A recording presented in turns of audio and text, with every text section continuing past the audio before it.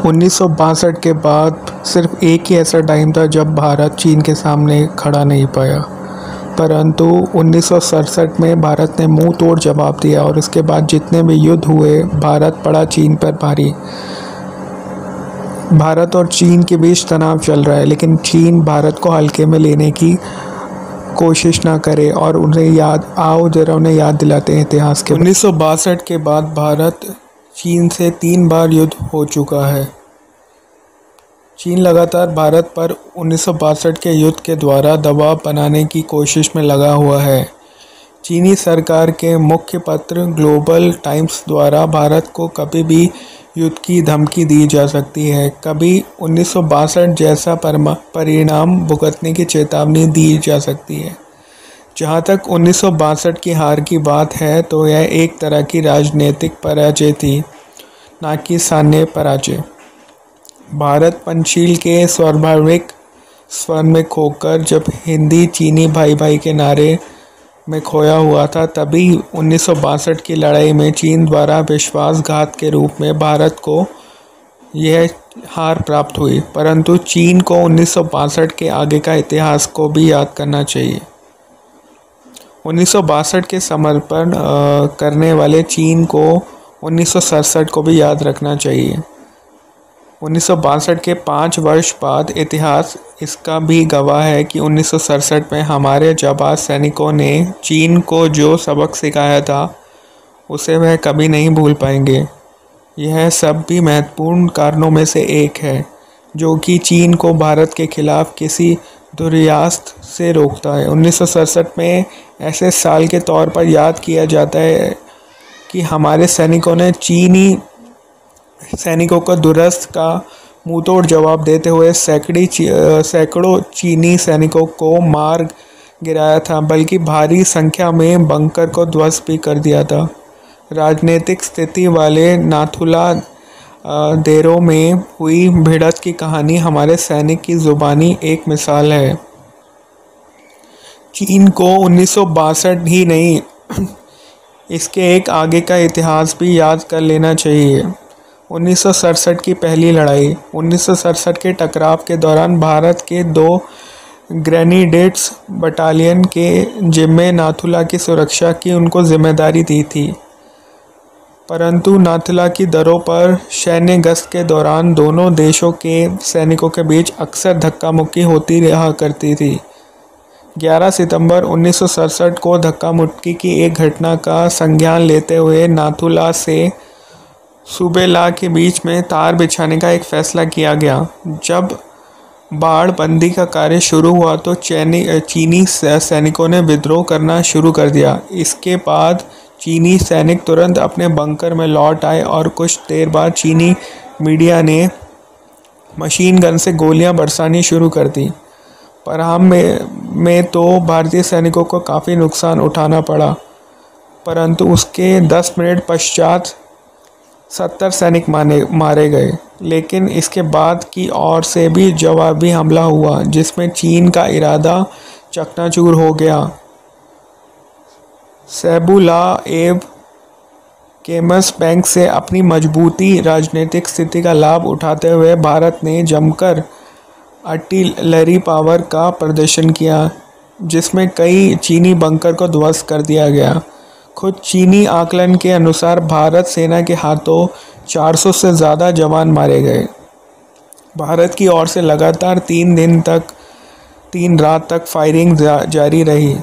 भारत चीन को कठोर सबक दे चुका था। चीनी की मशीनी गन यूनिट को पूरी तरह तबाह भी कर चुका था। 15 सितंबर को वरिष्ठ भारतीय सैन्य अधिकारियों के मौजूदगी में शवों का अदला बदली हुई। फिर इसके पश्चात 1967 की दूसरी लड़ाई हुई, जो 1 अक्टूबर सन 1967 को चीन के पीपल्स लिबरेशन आर्मी ने चाओ या इलाके में फिर से भारत के सब्र की परीक्षा लेने का दुस्साहस किया। वहाँ पर मौजूद 7/11 के गोरखा राइफल एवं 10 जैक राइफल नामक भारतीय बटालियन ने इसे दुष्प्रयास कर दिया। चीनी को भी फिर से यह सबक सिखाया कि चीन ने सितंबर के संघर्षण विराम को तोड़ते हुए हमला किया था। दरअसल सर्दियां शुरू हो गई थी, साथ ही भारतीय फौज करीबन 13,000 फुट ऊंचे चौला के पास बनी अपनी चौकियों को खाली कर रही थी। गर्मियों में जाकर सेना ने दोबारा तैनात की गई थी। चीन ने 1 अक्टूबर को हमला किया, यह सोचकर कि चौकियां खाली होंगी, लेकिन चीन की मंशा को देखते हुए हमारी सेना ने सर्दी में भी उन चौकियों को खाली नहीं किया। इसके पश्चात दोनों आमने सामने हुए और एक सीधी लड़ाई हुई।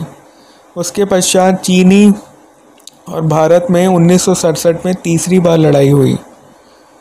हमारी सेना ने कई बार चीन को मुंह तोड़ जवाब देने के लिए गोले दागने शुरू कर दिया और इस लड़ाई के नेतृत्व वाले 17वीं माउंटेन डिवीज़न के मेजर जनरल सागर सिंह लड़ाई के दौरान ही नाथुला और चौला की देरों की सीमा पर बाड़ लगाने का काम कर रहे थे, ताकि चीन फिर इस इलाके में घुसपैठ की हिम्मत नहीं कर सके।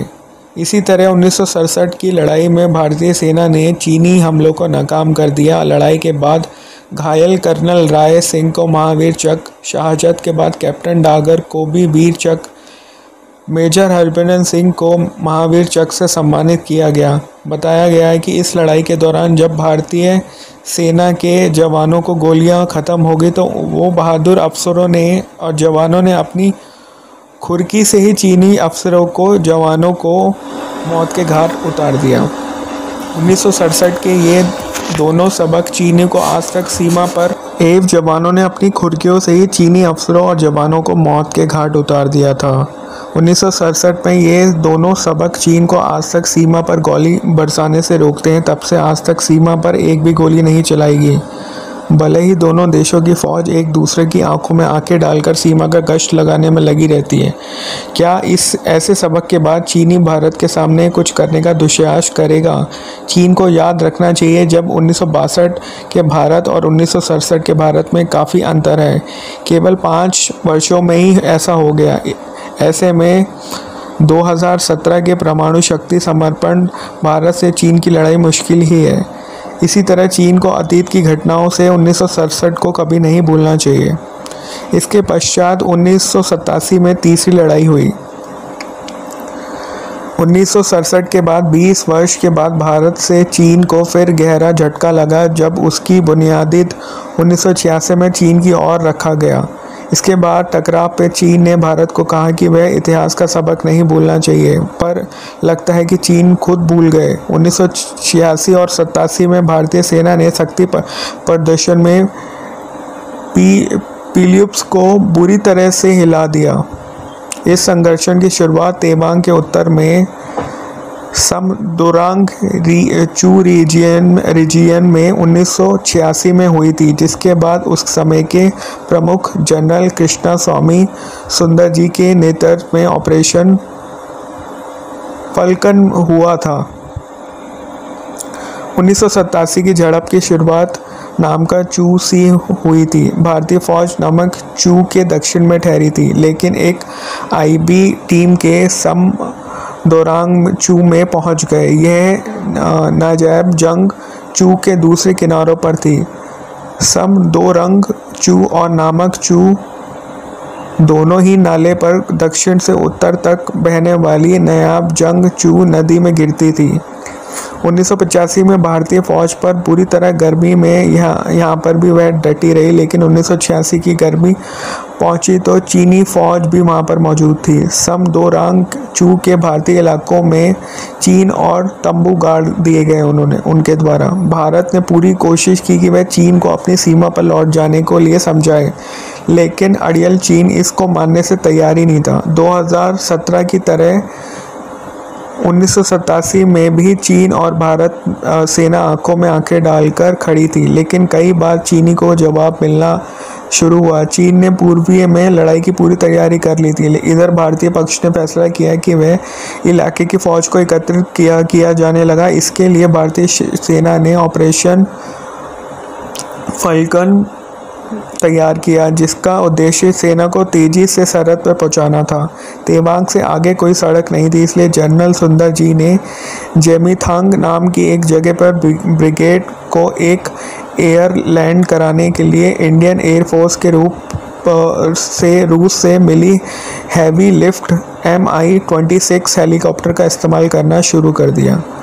भारतीय सेना ने थालुंग सा पहाड़ी पर पोजीशन संभाली, जहां वह समदोई चूक के साथ ही पहाड़ी इलाकों पर नज़र रखी जा सके। 1962 में चीन ने ऊंची जगहों पर पोजीशन ली थी, परंतु भारत की बारी थी। अब भारत की बारी थी। जनरल सुंदर जी ने रणनीति यहीं पर ख़त्म नहीं हुई। ऑपरेशन फ्लाकन के द्वारा लद्दाख के डेमचौक और उत्तरी सिक्किम में T-72 टैंक भी उतर गए।